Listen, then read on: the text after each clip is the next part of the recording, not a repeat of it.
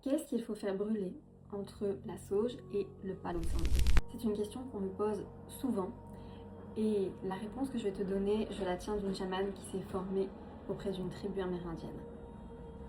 Parce que non, tout ce qui est fumigation, c'est pas quelque chose de New Age, c'est quelque chose qui existe depuis très longtemps. Donc les tribus amérindiennes se servaient déjà de fumigation pour faire leur cérémonie. Tu vas utiliser la sauge pour purifier. Purifier dans le sens chasser les énergies dites négatives. Je te ferai une vidéo là-dessus, mais ce qui est négatif, c'est pas vraiment négatif, ce sont des choses qui existent et qui sont là pour transporter un message, tout simplement. La sauge va te permettre de purifier une pièce avant ou après un soin énergétique. Tu peux aussi le faire en auto-purification et tu peux aussi purifier l'air, par exemple, si tu viens de te disputer avec quelqu'un.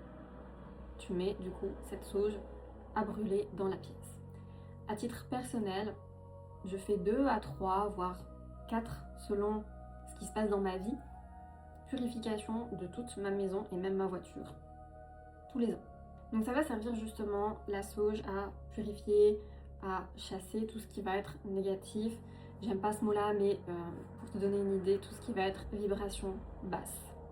Quant au palo santo, là je fais un disclaimer puisque le palo santo, j'ai arrêté d'en acheter, là je suis sur ma réserve, tout simplement parce que au niveau éthique, au niveau écologique, c'est pas super parce que normalement le palo santo, on est censé du coup le récolter, l'extraire on va dire seulement quand l'arbre est mort, sauf qu'ils font pousser et ils abattent des arbres avant, donc il y a une dimension qui est plus trop éthique et en fonction des fournisseurs c'est un peu compliqué de savoir le vrai du faux. Donc si tu peux t'en passer, tu peux tout simplement le remplacer par autre chose, je te dirai ça dans une autre vidéo.